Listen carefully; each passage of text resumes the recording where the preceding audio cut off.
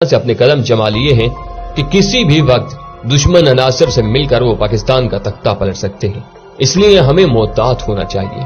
आपके इल्म में है कि चनाब नगर साबका रबवा जिस जगह आबाद है उस जगह का पुराना नाम चक ढगियां था। तकसीम हिंद के वक्त उस वक्त का कादियानी खलीफा जब कादियान से सिखों के डर से भागकर पाकिस्तान आ गया, जिसे ये कादियान दारुल अमान कहते थे, तो सर जफरुल्लाह खान की कोशिश से उस जगह कादियानी जमात के लिए बुनियादी तौर पर 12,000 रुपए के इवज 1034 एकड़ जमीन की लेज मोरखा 11 जून 1948 को पास की गई थी। उस वक्त उस जगह का नाम रबवा रखा गया।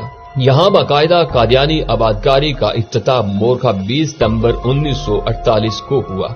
उस मौका पर 5 बकरे भी ज़बह किए गए और फिर हर कोने खुदरे से कादियानियों को लाकर यहाँ आबाद किया गया और किसी भी मुसलमान के लिए यहाँ जमीन हासिल करके घर बनाना ममनू करार दे दिया गया। यूं यहाँ रियासत के अंदर एक रियासत बनाई गई। इस वक्त चनाब नगर शहर का आबाद रकबा तकरीबन 24 मुरब्बा किलोमीटर है। क्या आप जानते हैं कि उस जमीन की लेज सन 2047 में खत्म हो जाएगी? जी हाँ, कादियानियों के नाम दी गई लीज 99 साल के लिए थी और कादियानी जानते हैं कि मुसलमानान पाकिस्तान इस लीज की तजदीद कभी नहीं होने देंगे।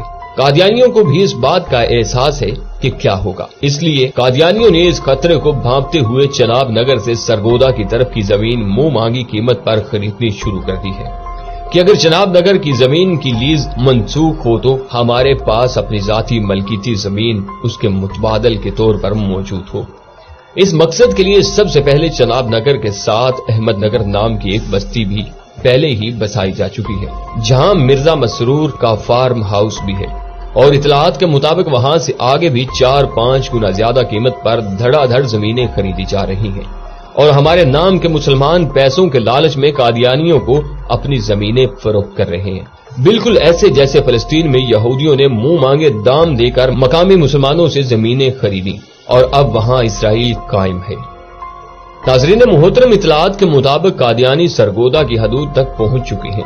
मेरे ख्याल में कादियानियों ने अपने नए शहर का नाम अहमद नगर रखने का सोचा हुआ है, इसलिए ये बस्ती सबसे पहले कायम की गई है। हमें ममलिकत खुदादाद पाकिस्तान में एक और इसराइल बनने से रोकना होगा। उसके लिए लोगों को बताना होगा कि थोड़े से दुनियावी फायदे के लिए अपनी आखिरत को बर्बाद न करें, अपनी जमीनें इन्हें न बेचें।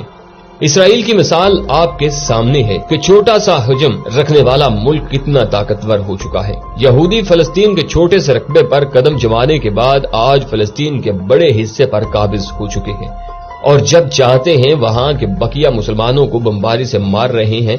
फलस्तीनियों की नस्ल कशी के पीछे उनका मकसद ये है कि वहां के तमाम मुसलमान खत्म हो जाएं और सारी जमीन यहूदियों को मिल जाए। नाज़रीन मोहतरम, मेरे ख्याल में यही फार्मूला पाकिस्तान के लिए अपनाया गया है। कादियानियों को पाकिस्तान में जमीन खरीदने के लिए पाकिस्तान मुखालिफ ममालिक भारी मुआवजा दे रहे हैं, क्योंकि पाकिस्तान को सरहदों पर अटैक करके नहीं तोड़ा जा सकता। लिहाजा मुसलमानों की तारीख देखते हुए इन्हें अंदर से तोड़ने का फार्मूला अपनाया जाता है, क्योंकि मुसलमानों को जब भी शिकस्त हुई तो इनके अंदर छुपे गद्दारों की वजह से हुई। मैंने कभी भी पहले आपसे अपनी किसी वीडियो में रिक्वेस्ट नहीं की कि वीडियो को शेयर करें, लेकिन आज इस वीडियो के लिए मैं आपसे रिक्वेस्ट करूंगा कि इसे इतना शेयर करें कि हमारे आला हुक्मरानों तक पहुंच जाए, ताकि वो लोग ये फैसला कर सकें कि हमारे पाकिस्तान को हमारे अंदर से खतरा मौजूद है।